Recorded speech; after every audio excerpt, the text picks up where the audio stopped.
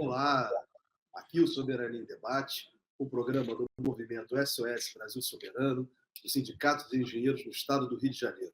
Eu sou Jorge Polena, juntamente com minha amiga Beth Costa, que está aqui na tela. Iremos apresentar esse programa. E aí, Beth, tudo bem? Estou ótimo. Bom, olha, antes, Beth, de nós falarmos sobre o tema de hoje, fica sempre aquele convite para que as pessoas possam se inscrever no nosso canal, dar aí um like, um joinha, para poder expandir a nossa transmissão, e também convido-os a assinar o canal não, a rede Instagram, que é @SOS Brasil Soberano, @SOS Brasil Soberano, o QR Code está aqui na tela. Beth, hoje nós vamos falar de mais um tema importante para a soberania e o desenvolvimento do Brasil, mas é um tema mais segmentado, que é exatamente relacionado, né, à questão da justiça brasileira, da questão racial. Nós estamos no mês de maio, um mês, né, que tratamos também, é uma oportunidade, um mês em que foi feita a abolição da escravatura no Brasil, e tratamos dessas questões raciais, né, do povo preto, né, pobre do Brasil, ele é fundamental. E o Poder Judiciário brasileiro, como a gente sabe, né, Beth, é sempre excludente. Veja o que aconteceu no caso da Carla Zambelli. Impressionante, né? A vítima foi acusada agora pelo Ministério Público. Ele que está respondendo. E a agressora está aí livre, leve e solta, atuando como deputada, agredindo e produzindo mentiras, sistematicamente. Essa é a realidade do Brasil racista. Beth, quem vai nos ajudar nesse programa de hoje? Quem vai nos ajudar nesse debate tão importante é uma advogada de Pernambuco, uma companheira do colega sua, Jorge, que é a Márcia Santos. Eu vou chamar ela aqui, ela já vai entrar aqui para nos ajudar nesse debate. Olá, Márcia. Olá, Jorge, olá a todos. Um prazer estar aqui, contribuindo com esse tema tão importante e, infelizmente, atual. Queria eu não estar falando sobre esse assunto. Queria eu estar falando, dizendo que antigamente era assim, mas não é isso. Não é isso. Então, vocês já viram que o debate hoje vai ser muito importante com uma pessoa que conhece o assunto a fundo. Eu vou fazer agradecendo novamente a participação da Márcia. A Márcia é advogada trabalhista, conselheira estadual da OAB de Pernambuco, onde ela também é vice-presidente da Comissão de Igualdade Racial e secretária-geral da Comissão de Direito do Trabalho. Além disso, ela é secretária-geral da Associação dos Advogados Trabalhistas de Pernambuco. Então, Márcia, muito obrigada pela sua participação hoje. O Jorge citou na abertura aqui o caso da deputada Carla Zambelli, né, e essa injustiça que está prestes a ser cometida novamente contra um cidadão negro, mas no ano passado, quando a ex-ministra Rosa Weber se aposentou do Supremo Tribunal Federal, houve um debate muito grande, muito forte, com a participação de vários segmentos da sociedade em relação, fazendo uma pressão que ela deveria ser substituída por uma mulher, e, no caso, uma mulher negra, né? Então, e o que acabou não acontecendo? E as pesquisas mostram, várias pesquisas do Conselho Nacional de Justiça, de várias ordens OABs do Brasil, que há uma subrepresentação realmente de juízes negros e advogados negros, principalmente mulheres, né, no sistema judiciário brasileiro. E é uma realidade, né, essa falta de diversidade, de pluralidade baseada no critério de raça e gênero. Então, para começar o nosso trabalho, a gente queria que você nos ajudasse a fazer uma reflexão sobre essa situação, que você tem um estudo muito interessante que você preparou, e se você acredita que a maior participação de negros e negras no judiciário e na magistratura brasileira poderiam mudar a cultura racista que há ainda em muitas decisões judiciais no Brasil. Bom, você falou algo aí importantíssimo. Estávamos todos na expectativa de que, com a saída de Rosa Weber, outra mulher viria a ocupar o STF. e uma mulher negra. E, na verdade, veio um homem branco. E por que essa expectativa? Porque, na verdade, o STF é a principal corte, é o principal tribunal do nosso país. É o STF que dá a interpretação do nosso texto constitucional. É ele quem é o detentor da última palavra sobre o que é ou o que não é jurídico. É o STF que acolhe o direito máximo. Então, para a gente, era muito importante que o STF viesse com a mulher para poder dar essa decisão, trouxesse a diversidade para essa corte maior, para essa principal corte. E não foi isso que aconteceu. O STF precisaria já, no ano de 2020, estamos em 2024, e precisaríamos dessa maior diversidade. Diversidade de gênero, diversidade ética racial, diversidade de composição regional também. E aí você coloca assim, por quê? Né? Por que que a gente queria tanto que viesse uma mulher e por que queríamos tanto que viesse uma mulher negra? E para muita gente, e aqui em Pernambuco, inclusive, houve essa discussão, por quê? Por que que não aquele homem que é tão detentor de conhecimento, porque obrigatoriamente a gente queria colocar uma mulher? E, na verdade, a gente queria ali que tivesse aquela mulher negra, viesse com aquelas construções de subjetividade, viesse com a sua história de luta e de uma outra visão de vida, e pudesse trazer ali para suas decisões, um outro olhar. Porque da forma como hoje o STF, que foi a sua pergunta, como hoje o STF está, nós temos uma hegemonia de homens brancos. E, consequentemente, as decisões estão galgadas com a história de vida deles. Então, logicamente, as soluções das decisões mais complexas do nosso país, elas estão pensadas a partir de um único ponto de vista, social, de um único ponto de vista ético. Então, o que nós queríamos era ali ter uma mulher para que a diversidade viesse a ser pontuada e colocada naquelas decisões. Porque a mulher negra, ela não só carregaria a sua raça ali, como todas as suas lutas. E as decisões, com certeza, ela viria carregada com um outro olhar, e principalmente um olhar carregado de humanidade. Era essa a nossa expectativa para vir uma mulher.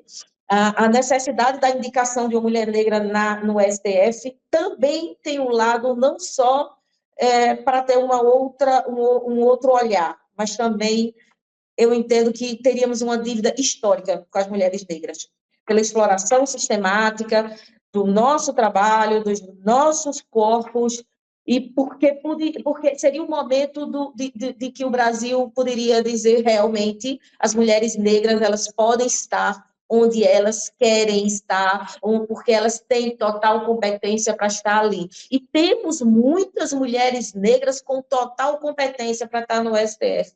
Muitas. Então, foi uma pena a gente não ter realmente uma mulher negra ali no lugar de Rosa Weber. Uma pena mesmo. Isso iria ajudar bastante.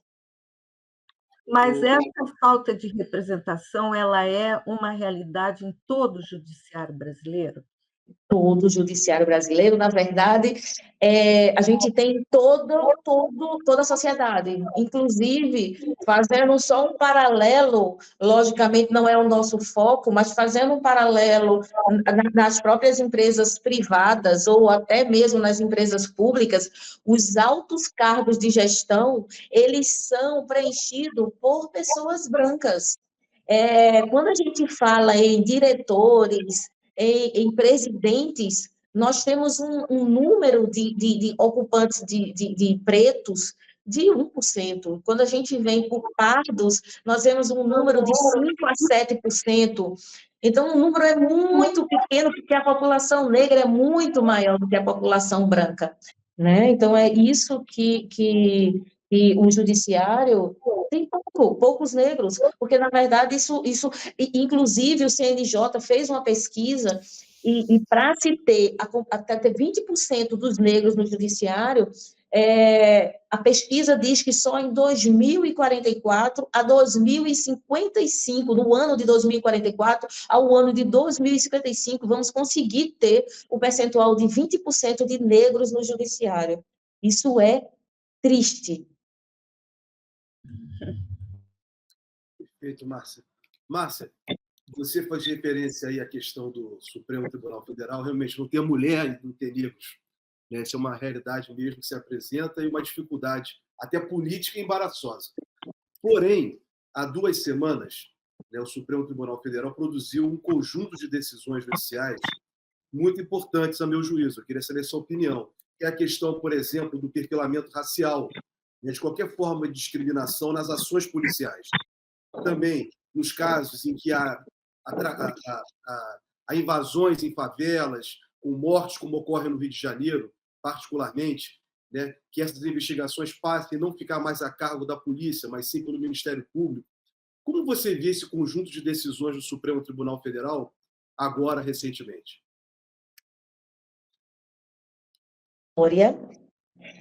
Mas ainda um pouco, infelizmente, como que eu poderia dizer essa palavra sem ser tão ríspida? Descrente. É uma pena eu falar isso, porque na prática é difícil a gente conseguir ver que essa mudança vai vir, pelo menos em tão pouco tempo. Porque não é algo, o que eu vou falar aqui não é algo que é escondido, mas a gente sabe que isso, a polícia militar, ela tem uma determinada, tanto a polícia, não só militar como a civil, ela tem uma determinada abordagem para quando é o negro, para quando é o branco. Isso é fato público e notório, né? E o judiciário, na verdade, ele valida isso, porque se o sistema carcerário está lotado de mais negros do que brancos, é porque isso é validado. Então, se o sistema judiciário valida, não que ele tenha sido, ele pelo menos não foi antirracista. Ele pode não ter sido racista, mas antirracista ele não foi também. Então, eu vejo como uma vitória, não posso dizer que não foi, mas não vejo como aplicável na prática de uma forma para hoje. Eu acho que a gente precisa fazer uma reestruturação, e isso vai partir de uma forma de uma educação nos cursos preparatórios de polícia civil e polícia militar, muito forte, e não só na Polícia Civil e na Polícia Militar, como também na educação brasileira, porque se ele já vem, se as pessoas já vêm com o racismo quase sempre arraigado da sua educação do colégio, quando chega nos cursos preparatórios da Polícia Militar e da Polícia Civil, aquilo dali também não é desmistificado, só piora. Então, assim, logicamente, a lei é linda, maravilhosa, mas ela precisa realmente ser aplicada na prática e ser realmente feita uma reestruturação com cursos, com uma requalificação desses policiais que estão na ativa e, em especial, que no curso preparatório seja colocado pessoas qualificadas para que possam ensinar isso. E pessoas qualificadas são pessoas realmente que possam passar esses ensinamentos para esses novos policiais e para esses policiais na ativa. Mas, assim, não vejo isso como aplicado de imediato, mas já é um passo, na verdade. Né? Eu acho que é uma vitória a gente ter conseguido passar isso.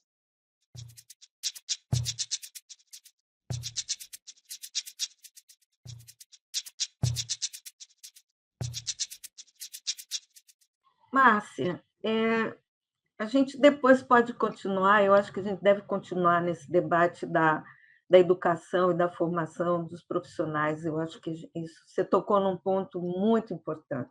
Mas eu queria voltar um pouco à minha pergunta inicial, quando eu te perguntei se a maior pluralidade e diversidade no judiciário brasileiro, nos postos mais importantes do judiciário brasileiro, na magistratura, ele pode mudar essa cultura realmente que ela vai se refletir nas decisões judiciais.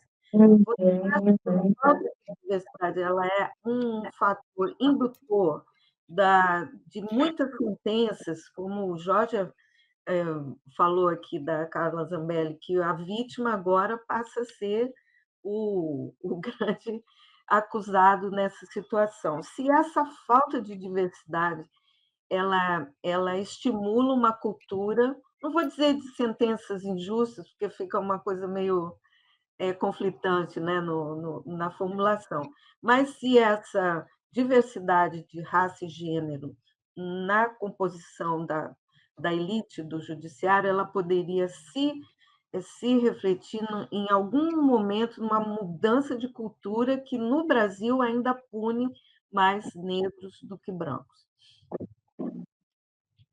Quanto mais juízes negros, quanto mais juízas negras, quanto mais juízes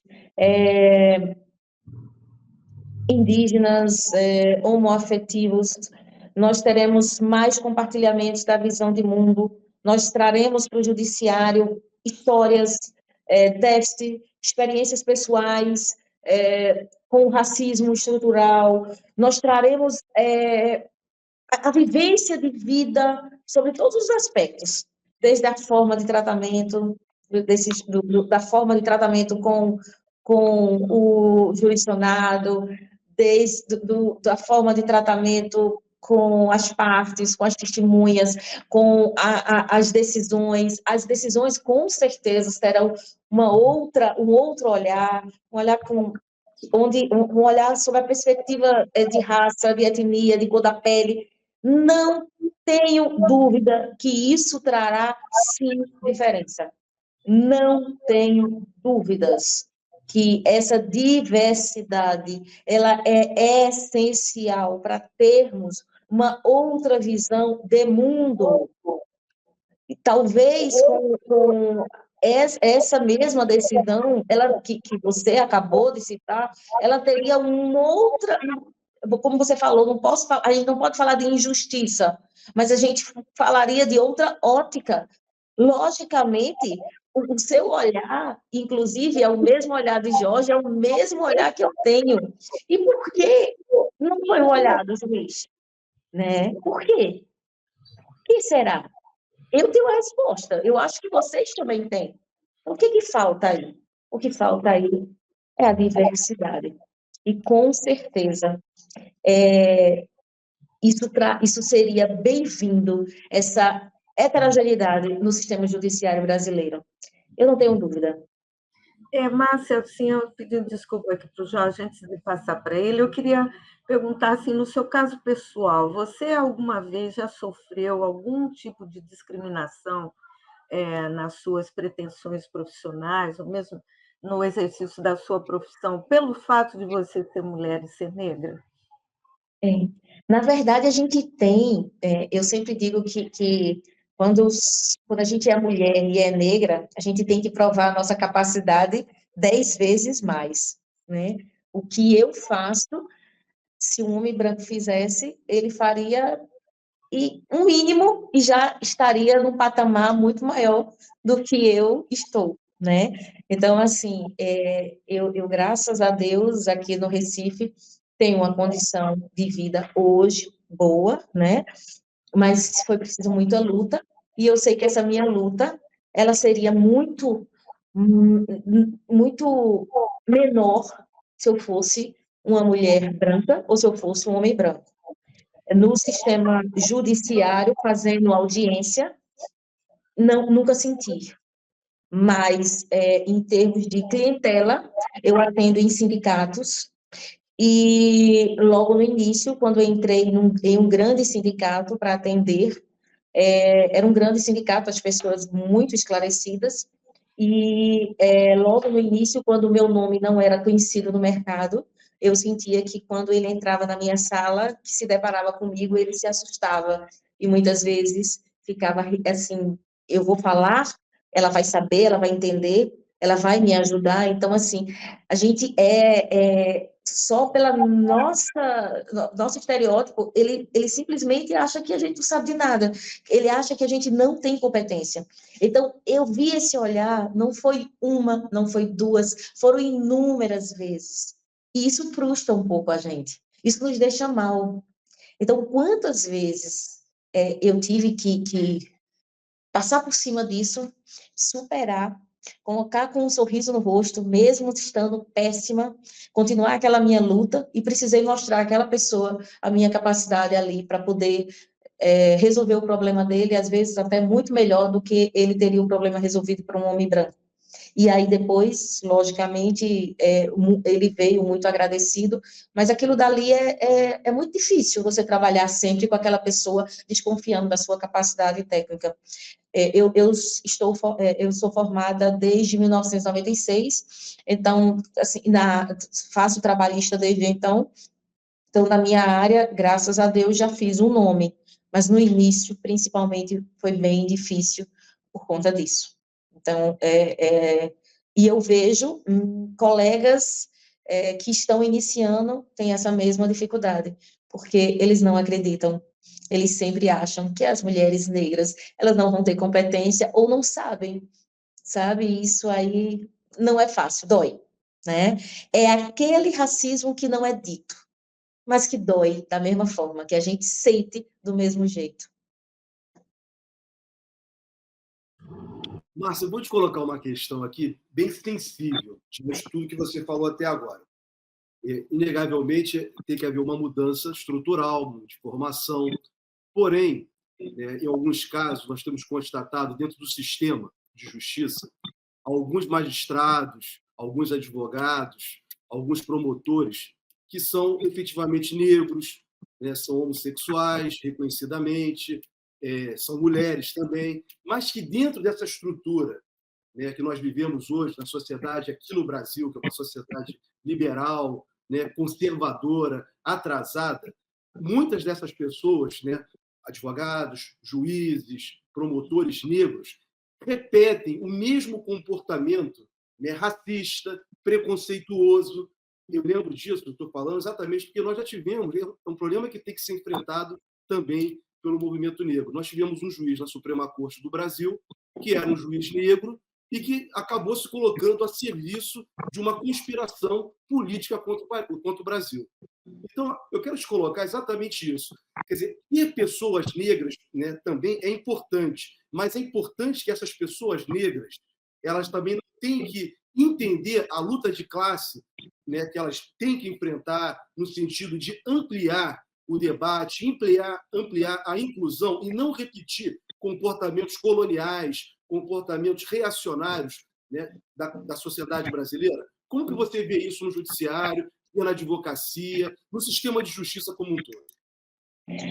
Jorge, você fez um comentário perfeito. Inclusive, eu até no meu slide tem uma parte que eu coloco assim, desafios durante o concurso e o pós-concurso. E no pós-concurso, os desafios são exatamente esse. O pós-concurso, ou seja, quando o magistrado ou a magistrada já está como juiz, tem duas situações que acontecem e que são péssimas. Nós temos, aqui no Recife, inclusive, nós temos doutora Ana Cristina, que é uma juíza maravilhosa, negra, que está dando um show. Ela é juíza titular de Olinda, ela é maravilhosa, ela está levando a nossa luta em todos os lugares e de uma forma maravilhosa, fazendo comissões, fazendo subcomissões, mas ela é uma exceção, sabe? Porque no pós-concurso, que é o que eu coloco ali, quando eu coloco no slide desafios durante o concurso, que é quando a questão do valor do concurso, né, que são caros, valores dos cursos, mas o pós-concurso são duas situações que acontecem. Uma delas é a que você citou. A que você citou é exatamente a tendência que o juiz tem de fugir. É uma fuga simbólica da realidade com a criação de que ele, fugindo daquilo, ele está se resguardando do julgamento discriminatório da elite predominante.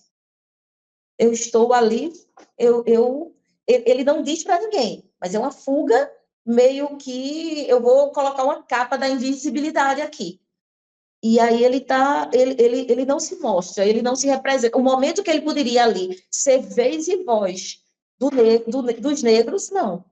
Ele fica ali calado e se alia à elite dominante sem nos ajudar, calado. E a outra é a alienação.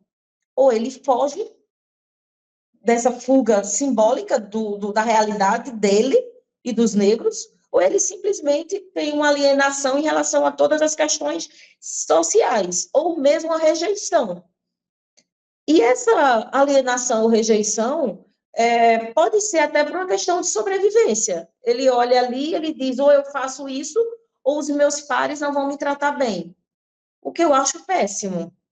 Mas existe e é uma realidade. E eu mesmo conheço muitos que simplesmente poderiam ser a nossa voz e poderiam trazer esse olhar do negro no judiciário, de um olhar diferenciado no julgamento, e não. E ele simplesmente está ali de uma forma alienada ou um branco tentando ser o que não é, né? Aliado àquela elite predominante ou aliado à branquitude. E a gente tem isso. E não só no judiciário. Eu tenho um exemplo disso também, às vezes, na própria OAB, eu conheço uma pessoa que está aliada e ele julga, parece que eu olho assim, eu não acredito, a gente está julgando situações como o plano da equidade dos negros ali, e de repente, não, mas veja só, e dando não, e se aquilo ali eu não concordo, eu digo, oi, a gente está ali lutando pelos nossos direitos e tu não está concordando? O que passa na tua cabeça? Mas isso existe. Ou é uma alienação, ou é uma fuga, ou é uma rejeição, ou é uma forma de sobrevivência. Seja uma sobrevivência tentativa de psíquica ou social. Assim, seguindo um pouco nessa linha que o Jorge puxou e que você tão bem explanou, existe dentro do movimento dos advogados, dentro das organizações de juristas negros e negras, algum tipo de trabalho sendo feito de sensibilização dos próprios advogados, formação, capacitação, porque você mesmo falou que a própria educação, e você registrou muito bem, a educação que vem das escolas, né, desde o ensino fundamental, ela distorce bastante e, às vezes, até reforça o racismo que existe no Brasil. No caso dos juristas, dos advogados, há coletivos que debatem esse assunto, há coletivos de sensibilização voltados não só para a própria categoria, para fora, mas também para dentro da própria categoria? E eu digo com muita tristeza que todas as vezes que nós fazemos esse tema, apenas esse tema, nosso plenário ele está sempre vazio. Parece que tem duas opções: ou todo mundo sabe de tudo e não precisa aprender mais nada, ou não se tem interesse em aprender. Como nós temos certeza que, na verdade, não se sabe de nada, porque o racismo continua existindo dia após dia, então, na verdade, o que eu tenho certeza é que parece que não se quer aprender. Então, a Comissão de Igualdade Racial, a própria Biomi, nós temos aqui a PAN aqui em Pernambuco, nós temos o Instituto Enegrecer em Pernambuco, todos eles tentando fazer, dar cursos, dar especializações, tanto para dentro da advocacia, como chamando também a sociedade como um todo. Mas agora há pouco teve um congresso dos advogados a nível nacional em Petrolina, eu esqueci só o nome, eu não consegui ir, foi aqui em Petrolina, e o que eu soube foi que teve vários momentos, foi um dia todo, e eram várias salas, e as salas que estavam vazias eram exatamente as salas onde era tratada sobre o racismo, sobre sobre o homossexualismo, sobre o combate a tudo, a diversidade, sobre a diversidade. Parece que as pessoas ou têm medo de assistir ou não querem. Nós fizemos em novembro e deu muito certo, e é o que nós vamos fazer agora mesmo em julho, aqui em Pernambuco, que nós trouxemos esse debate e, ao mesmo tempo, juntamos com um chamado Feira de Empregabilidade.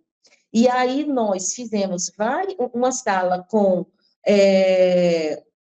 palestras, mas do lado de fora ficava vários escritórios de advocacias e oferecendo vagas para negros, negras, indígenas e LGBTQIA+. E deu muito certo.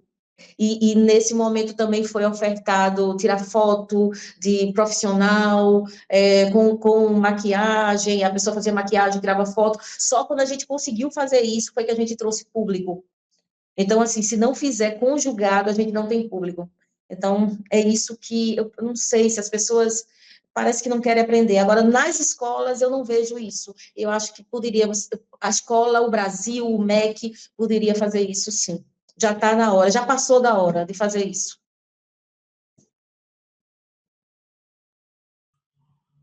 Olha, eu quero te colocar agora a seguinte questão, no meio da advocacia.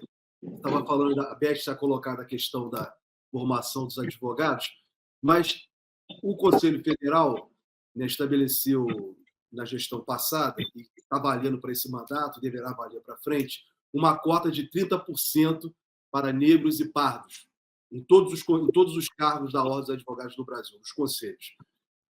Como você viu isso? E se é possível também ampliar essa cota, ser 50-50, como é para as mulheres, né? Porque pode ser 50 para homens, 50 para mulheres e 50 para negros, mas intermeado entre os sexos. Como você vê isso? E o que isso representou na advocacia brasileira, essa cota necessária para advogados, né, de ascendência negra no Brasil? Isso foi um avanço grande, isso foi muito importante. Eu sempre, quando eu estou na OAB, eu sempre digo, eu passei minha vida toda trabalhando em grandes escritórios, e eu ia na OAB resolver situações para os escritórios que eu trabalhava, e eu nunca me deparei com ninguém, nenhum negro ali na OAB. Nunca.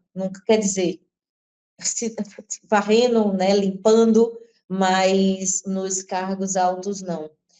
E hoje, pelo menos na OAB Pernambuco, é lindo de se ver uma reunião do Conselho Estadual, né? Nós realmente conseguimos atingir a cota de 30%, e essa cota foi acolhida.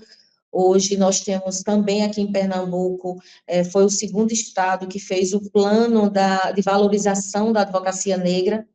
Inclusive, eu fui a relatora desse plano, e nesse plano nós trazemos valores de 50% de gratuidade nos cursos da Escola Superior da Advocacia, que é a ESA. Nós trazemos cursos de doutorado e mestrado também com desconto. Então, para ter essa valorização, para conseguir colocar esses negros também para estudar fora do país.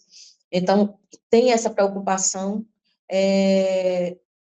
Essa semana, na segunda-feira, tivemos uma reunião da segunda Câmara do Conselho aqui, e a secretária-geral da segunda Câmara, ela estava presidindo, que é Manuela Alves, é uma negra, o presidente não pôde ir, e ela presidiu, e ela me chamou para secretariar.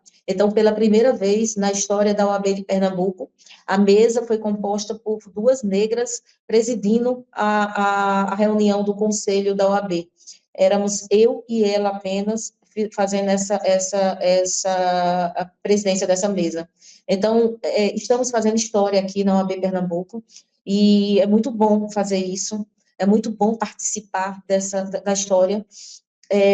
Logicamente, quanto mais dos nossos, melhor. Queria eu que realmente nem fosse 50, fosse mais, porque eu sei que temos capacidade para isso, temos pessoas para isso, temos muitos negros, muitos advogados. Foi feito um censo, e o número de negros, advogados negros, eles passam em muitos dos brancos, são 60 e poucos por cento. E por que que nós temos apenas 30%, né? Então, temos que ter muito mais, o número tem que ser bem maior, sim. Quanto mais, da mesma forma que o judiciário vai ter um outro olhar nas decisões, também da OAB, também da sociedade em geral, nós precisamos dessa diversidade, nós precisamos desse olhar. Eu estou, assim, muito feliz porque consegui, nos últimos anos, atingir um patamar onde eu me deparo com muitas pessoas, muitas meninas, que às vezes eu até me vejo no lugar delas, onde elas olham para mim e com aquele olhinho brilhando, elas conseguem ver um futuro, elas conseguem se ver ali naquele local. Né? Aqui em Recife, graças a Deus, no direito do trabalho, de vez em quando eu consigo, eu dou entrevistas, eu faço alguns programas, e aquelas pessoas se veem ali como, poxa, se ela consegue, eu consigo também. Então, que bom que eu estou passando isso. Hoje eu não faço por mim, eu faço por todos nós. Isso é um dever histórico, gente. É tão importante isso, e não só, eu não estou fazendo isso porque é um desejo pessoal meu, não. Já consegui, graças a Deus. Na verdade, eu faço isso por todos nós. Quanto mais dos nossos ali em cima, melhor. Eu tenho o maior prazer. E se eu puder dividir esse lugar, esse topo com outros negros, eu dividirei. Com certeza, no meu maior prazer.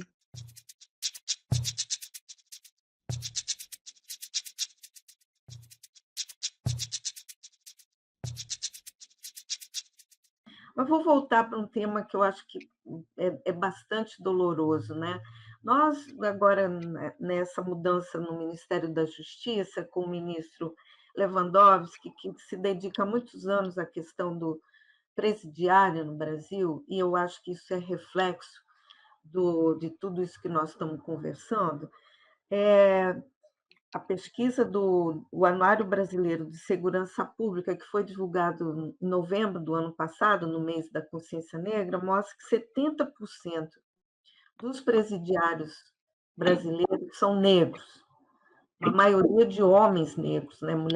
Mulheres negras nos presídios ainda não é tão flagrante, mas e a maioria deles, aí eu converso até com você, com o Jorge, está ali sem julgamento, sem sequer uma condenação, você não tem nenhuma sentença formada. Eles estão ali porque foram acusados de algo, foram presos em flagrância, na maioria por tráfico de drogas, a gente sabe, aquele garoto que está ali consumindo, nem é traficante.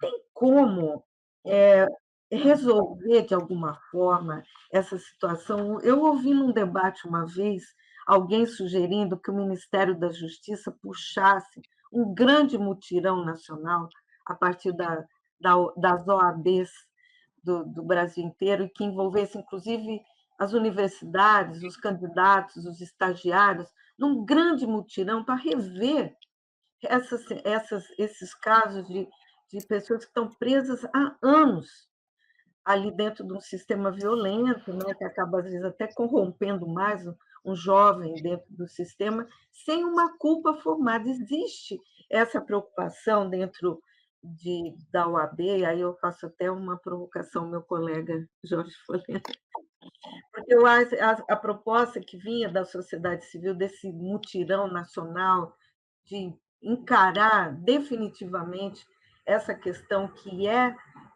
um problema social, é um problema judicial, mas principalmente é aquela disputa dos direitos humanos, né? sei que há uma exigência da sociedade brasileira. É possível ter uma resolução dessa situação carcerária daqueles negros que estão presos há anos sem sequer ter um julgamento, nem uma culpa já estruturada? Bom, bem interessante a sua colocação.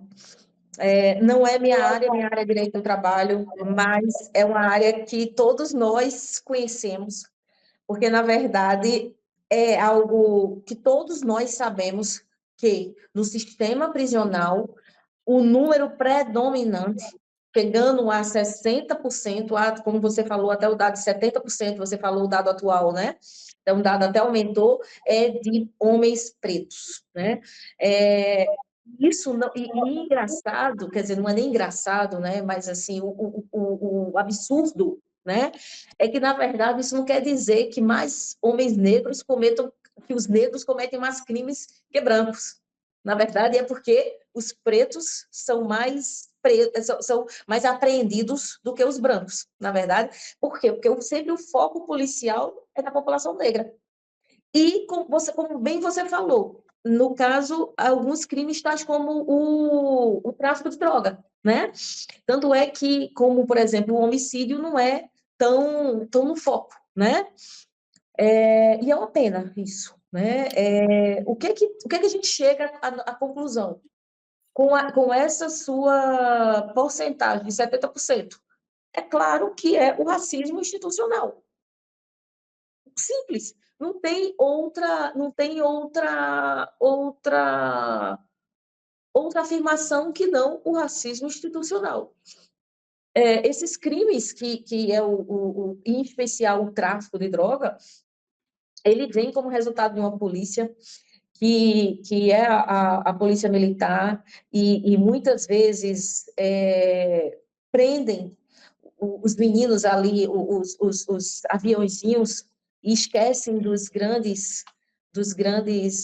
realmente os grandes criminosos, e muitas vezes esses grandes criminosos são os brancos que não são presos. Então, prendem um monte de meninos ali que não tiveram oportunidade de estudo, que não tiveram nenhuma oportunidade na vida, porque a desigualdade é gritante.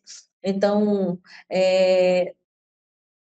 como você colocou, eu acho que eu li, como você colocou, que a maioria dessas pessoas estão sequer sem julgamento. Eu acho que eu li que cerca de 50%, mais ou menos, dos presos estão em situação provisória, ou seja, sequer foram julgados, simplesmente foram prendidos e colocados lá numa cela. Isso aparentemente de forma seletiva, né? Então, como é que funciona isso? Meio que você tem aquela aparência de bandido, que para um policial, o preto é o bandido, né? O preto continua sendo um bandido, o branquinho não. Queria aproveitar a tua experiência na área trabalhista e exatamente relacionado a esse tema. Teve algo que foi muito duro nos últimos anos no Brasil, para a classe trabalhadora, que foi a reforma da Previdência e a reforma trabalhista. Todas essas duas reformas, promovidas em governos neoliberais, de Michel Temer e de Bolsonaro, foram muito sensíveis à classe trabalhadora. E, em particular, aí sim, quero saber se você tem algum estudo, algum levantamento, alguma verificação com relação à reforma trabalhista e o quanto ela foi prejudicial aos trabalhadores negros, trabalhadores e trabalhadoras negras. Existe algum estudo nesse sentido, formulado aí por vocês? Sim, e eu vou ser mais, agora há pouco, eu não sei, eu acredito que vocês aí no Rio de Janeiro souberam de um caso que foi bem noticiado em todo a nível nacional, foi o caso do menino Miguel. Sim. Vocês souberam? Pronto, era uma empregada doméstica aqui em Recife, que na época da pandemia, ela foi obrigada a trazer o filho, ela foi obrigada a trabalhar quando estava todo mundo em casa, e foi não tinha creche, ela foi obrigada a trazer o filho, e o filho terminou caindo porque a dona, a patroa dela colocou lá e ligou no elevador e foi. O que tem a ver isso com o que eu vou falar agora? Nesse caso específico, a patroa, ela tinha carteira de trabalho anotada não pela patroa, ela tinha a carteira de trabalho anotada pela prefeitura de Tamandaré. Isso, porque o marido dela era prefeito de Tamandaré. Isso, e ela devia dizer para a empregada, você está maravilhosa, você tem pelo menos a carteira de trabalho assinada. Por quê? Porque nesse caso, por que eu falei do caso do menino Miguel, que é o caso de Mirtes, que é a mãe do menino Miguel? Porque no caso de Mirtes, houve uma decisão, e na decisão houve o processo do Ministério Público e houve o processo de Mirtes e da mãe dela, o processo trabalhista. No processo que foi o dano coletivo, a sentença foi linda sobre o racismo estrutural, e sobre o peso que a reforma trabalhista trouxe para isso, nas mulheres negras, o peso que foi para as mulheres negras. Por quê? Porque a maioria, para dizer 85% das empregadas domésticas são negras. E 85% dessas empregadas negras, elas são, salvo engano, 55%, elas não têm carteira de trabalho registrada, elas são clandestinas. E esse trabalho, essa clandestinidade, ela aumentou e muito após a PEC das domésticas, que foi em 2015, e piorou com a reforma trabalhista em 2017. Então, em vez de as leis melhorarem, fazerem com que todo mundo queira legalizar essa legislação e o contrato de trabalho com as domésticas, principalmente, ao contrário, hoje nós temos um número de domésticas ilegais, clandestinas. Então, a reforma trabalhista e a reforma da Previdência, ela veio piorar a situação, porque veio fazer com que os patrões colocassem os seus empregados na clandestinidade. Uhum. E, além disso, o que é que aconteceu? A gente veio com o boom dos Uber Moto, Uber Flash, gente trabalhando naquelas bike do Unibanco. Quer dizer, sequer o coitado tem uma bike, ele usa a bike do Unibanco. Se ele cai ali, ele sofre um acidente, ele sequer pode ir para a Previdência Social. Ele está desacobertado e ele fica no hospital sem ter dinheiro para absolutamente nada. E se ele só e se ali se o acidente o tornar incapaz, nunca mais ele vai trabalhar, ele vai receber o quê? Se ele nunca recolheu para a Previdência, ele vai virar o quê? Um pedinte, mais um pedinte do sinal. É mais um pedinte do sinal. Então, a reforma trabalhista e a reforma previdenciária, o que faltou ali foi um estudo. E sabe por quê? Eu sei por quê. Porque, na verdade, ela foi votada pela Câmara dos Deputados e depois pela Câmara pelos senadores. E tanto os deputados como os senadores, eles são formados por quê? Pela maioria, quem são? São homens brancos. E, consequentemente, eles são o quê? Empresários, em sua maioria. Logicamente que eles tinham que votar pensando nas empresas dele. O olhar dele foi outro. Eles não tinham olhar de empregados, eles tinham olhar de empregadores. E eles esqueceram que eles estavam ali, eles foram colocados ali pelo povo brasileiro. Infelizmente, e chancelado na época pelo presidente da República, que logicamente o presidente da República tem o poder de vetar, e não foi vetado, e aquilo foi passado. Então, hoje, os trabalhadores brasileiros, sim, tiveram grande perda com a reforma da Previdência e com a reforma do trabalhista, sim. Hoje a situação está pior, hoje a clandestinidade aumentou e muito, hoje o número de pessoas que trabalham cerca de, no mínimo, 12 horas é exorbitante. Eu estou falando 12 horas porque eu estou sendo boa, viu? Porque as pessoas estão trabalhando 14 a 16 horas por dia e colocando não só a vida dela em risco, como a vida do outro. Porque quando ele pega um carro, aquilo dali torna-se uma arma. Se ele está trabalhando 16 horas por dia sem dormir, ele coloca não só a vida dele em risco, como a vida das pessoas que ele está produzindo e a vida dos outros. Então, foi péssimo. Muito bom. E basicamente negros, né, Márcia? São pessoas... Basicamente atinge a classe trabalhadora e também, por conseguinte, no caso do Brasil, pela desigualdade social e por tudo aquele, pelo histórico que nós temos de quê? Vamos lá de trás, da abolição da escravatura. Então, aquilo dali já vem, se a gente fizer um estudo, isso aí vem da abolição. da abolição. Por que não aconteceu com os europeus? Eles vieram para cá de uma outra forma, eles não vieram para cá escravizados.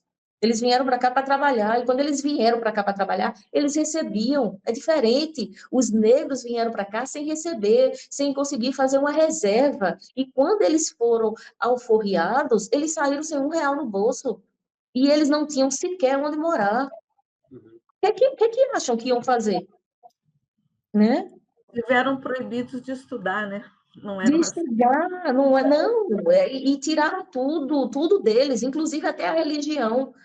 Imagina você tirar a sua religião, sua história, sua vida, apagaram da memória tudo, tudo. Então, assim, e dizer que isso não é nada, e dizer que não há dívida histórica, não sei o que é isso. Eu realmente, se isso não é dívida histórica, se não existe racismo estrutural, se não existe desigualdade, eu não sei o que. Eu acho que eu não sei o que é isso, né? Porque para mim existe sim, e precisamos sim de uma reparação, e precisamos de uma mudança, de uma reestruturação, e uma reestruturação, repito, não é de cima, é começar de baixo. Começar nas escolas, e até agora não estou vendo o MEC começar com isso. Eu acho que o MEC precisa trabalhar nisso, repito.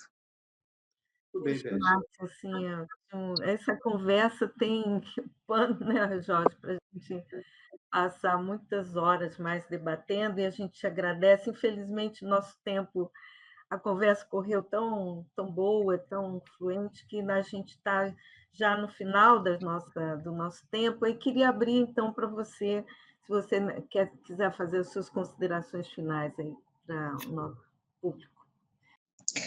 Bom, gente, foi ótimo. É sempre importante falar sobre o combate ao racismo.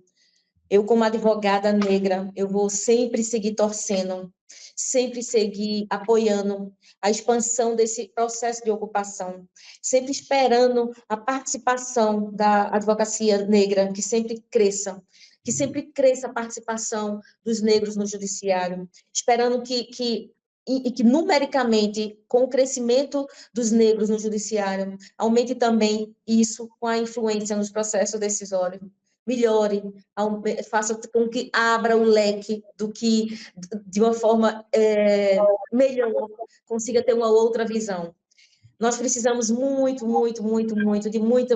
de muita coisa, precisamos fazer com que os negros consigam de mais espaço, que a desigualdade consiga realmente cada vez diminuir, para que possam conseguir ter dinheiro para poder estudar, para pagar os concursos e conseguir chegar lá.